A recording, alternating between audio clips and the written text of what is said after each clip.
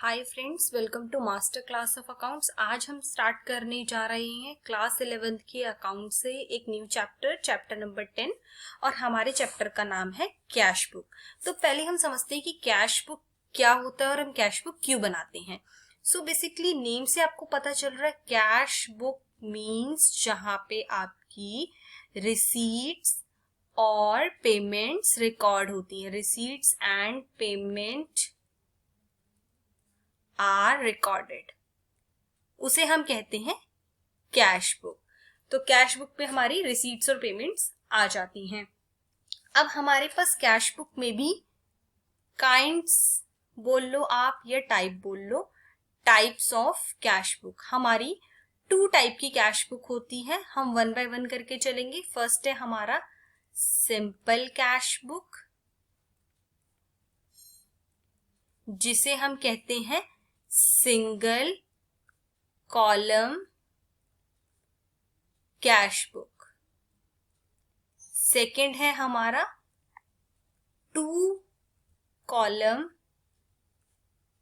Cash book, और जिसे हम कहते हैं डबल कॉलम कैश बुक। तो हम पहले देखते हैं कि सिंपल कैश बुक क्या होती है और सिंपल कैश बुक का क्या फॉर्मेट होता है।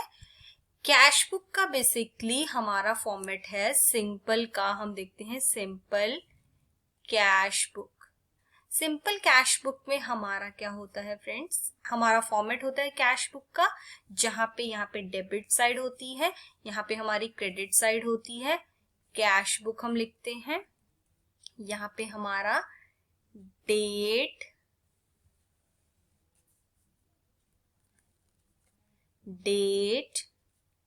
Particulars amount voucher number ledger folio. यहाँ पे डेट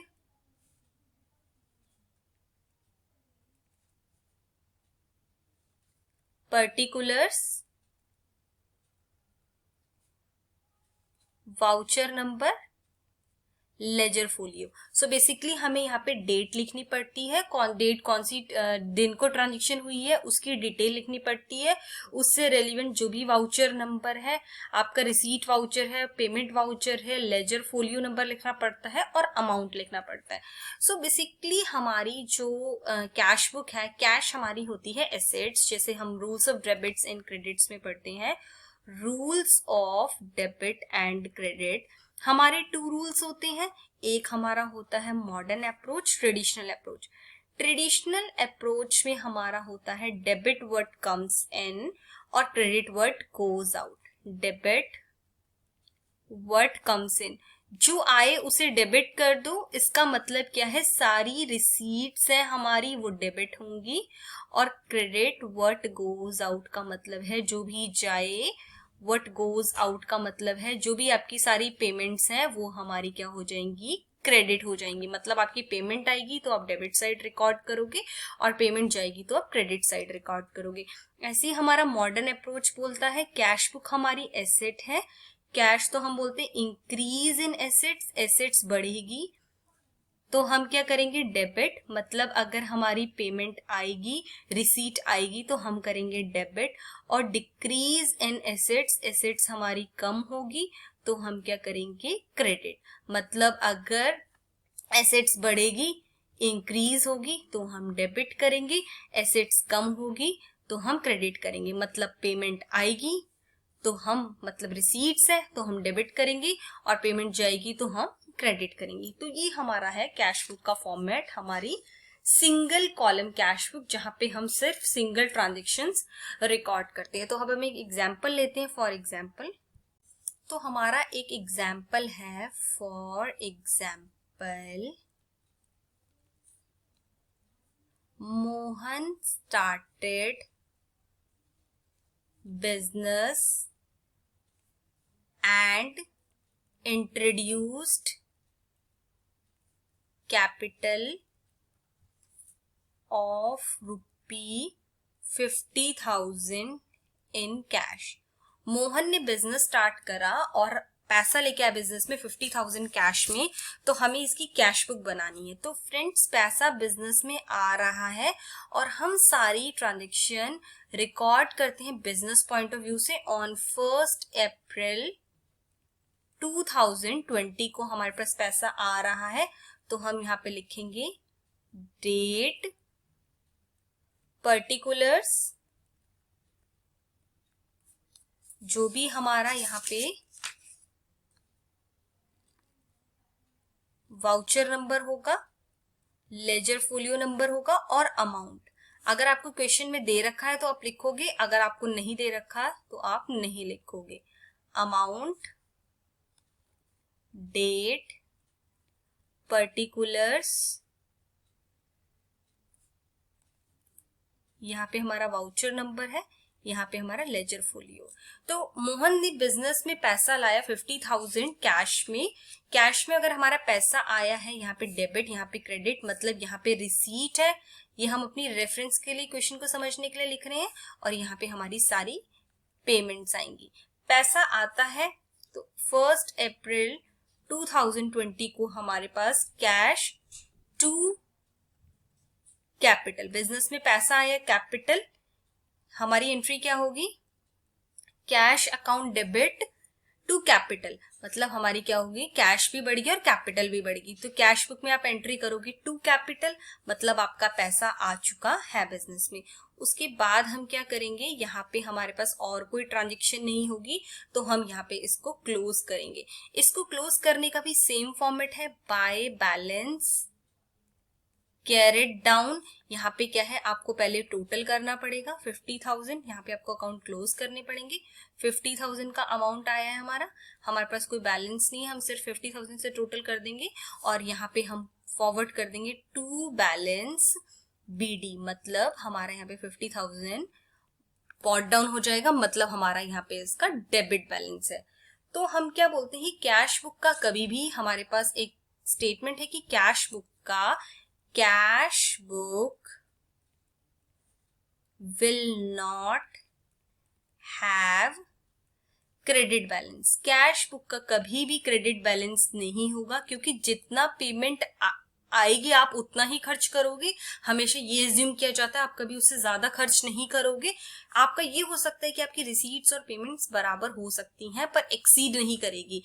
एक्सीड करेगी तो आपका यहाँ पे डेबिट में कम आ जाएगा, जो कि होगा नहीं, तभी आपका यहाँ पे क्रेडिट बैलेंस कैरी फॉरवर्ड होगा, मतलब बाय बैलेंस बॉट डाउन होगा। तो ऐसा कभी नहीं होगा।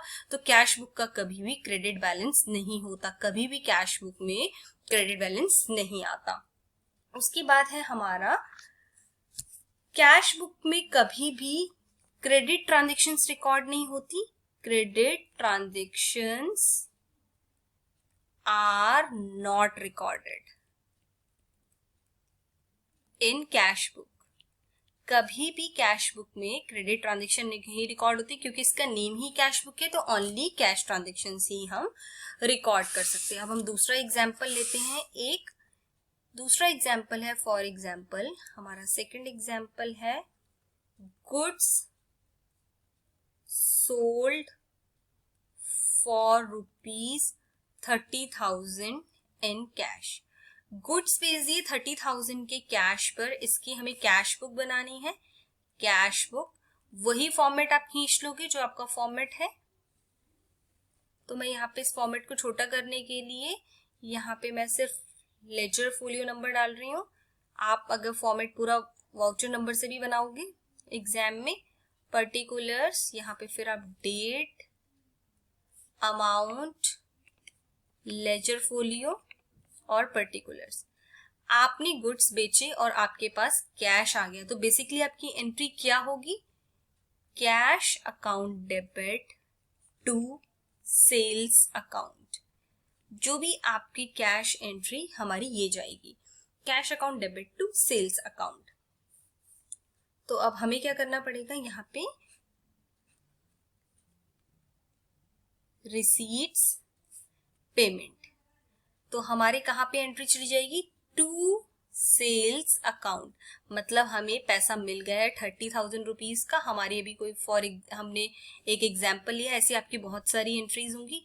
यहाँ पे आप कर दोगे by balance carried down 30,000 rupees, और यहाँ पे हम लिख देंगे to balance brought down 30,000 rupees.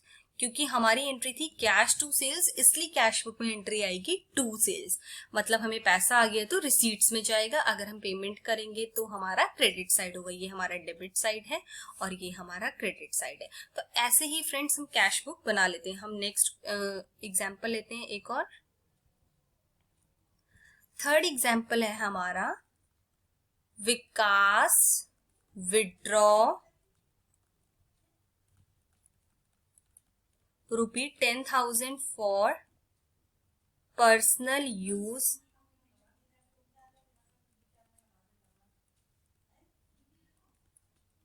on 4th April. Vikas ने 10,000 विड्रॉ कर दिए 4th अप्रैल को। इसकी हमें कैश बुक बनानी है, कैश बुक।